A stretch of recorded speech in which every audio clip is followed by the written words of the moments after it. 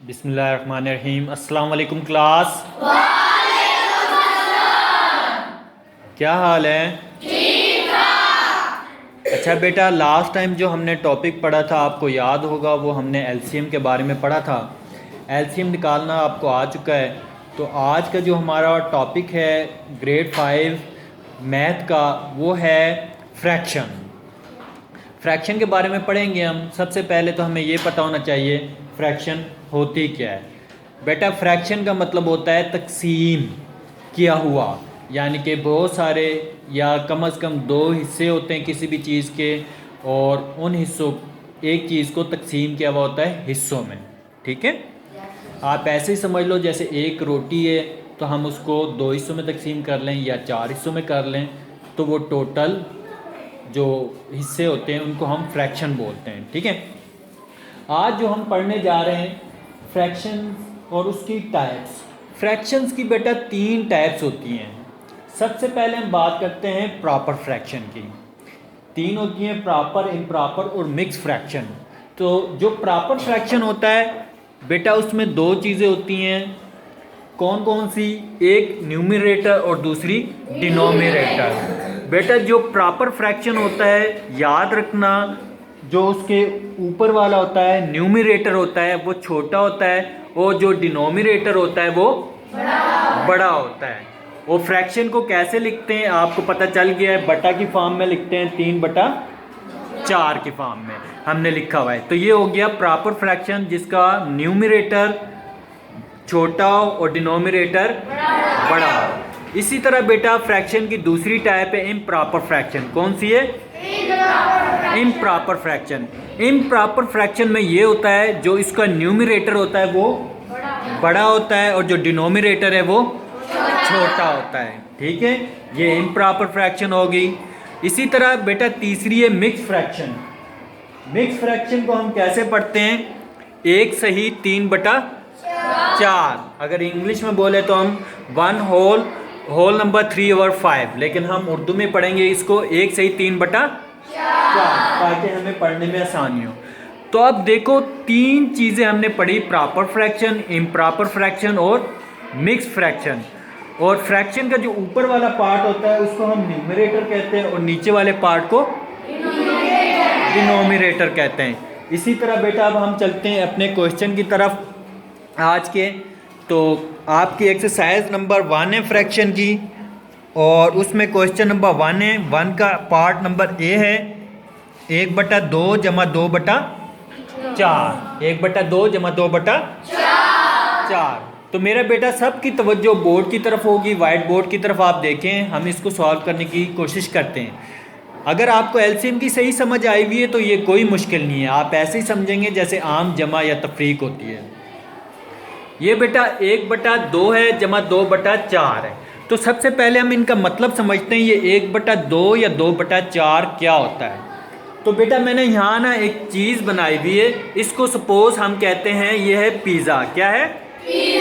Pizza. इसको मैंने दो हिस्सों में तकसीम किया हुआ है, पिज़्ज़े को सेंटर में से। ठीक है, एक को मैंने ग्रीन कलर किया हुआ है और दूसरा वाइट, ये जैसे कि वाइट बोर्ड है। ठीक है, तो ये जो पिज़्ज़ा है ये कितने हिस्सों में तकसीम हुआ हुआ है? दो में। एक कलर्ड पार्ट है और दूसरा वाइट पार्ट है, वाइट बोर्ड वाला है। ठीक है, तो ये जो 1/2 है ना बेटा, इसका मतलब ये है कि ये एक पिज़्ज़ा दो पार्ट में तकसीम है। ठीक है, जो कलर्ड वाला पार्ट है, या आप यूं कह लो जो कलर्ड वाला पार्ट है वो आप अपने दोस्त को दे देते हो। ठीक है, तो एक हिस्सा आपने दोस्त को दे दिया, दो में से एक हिस्सा आपने अपने दोस्त को दे दिया, तो ये होता है 1/2। टोटल दो हिस्से थे, दो में से एक हिस्सा आपने अपने दोस्त को दे दिया, तो इसका मतलब है 1/2। इसी तरह बेटा ये 2/4 है, इसको हम देख लेते हैं। ये दूसरा पिज़्ज़ा है, इसको हमने कितने हिस्सों में तकसीम किया हुआ है? 4 में। तो बेटा 2 में कलर किए हुए, यानी कि एक में रेड कलर है और दूसरे में ग्रीन कलर है। तो 4 हिस्से किए हुए इस पिज़्ज़े में से आपने रेड वाला भी अपने एक दोस्त को दे दिया और ग्रीन वाला भी अपने दूसरे दोस्त को दे दिया। तो 4 में से कितने हिस्से आपने दे दिए? 2। और कितने बचे?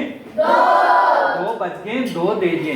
तो ये इसका मतलब है 2/4, यानी कि टोटल 4 हिस्से थे। आपने 2 अपने दोस्त को दे दिए, एक दोस्त को, दूसरा दूसरे दोस्त को, और 2 आपके पास बच गए। टोटल 4 हिस्से थे और 2 आपने दोस्त को दे दिए, तो इसका मतलब है 2/4।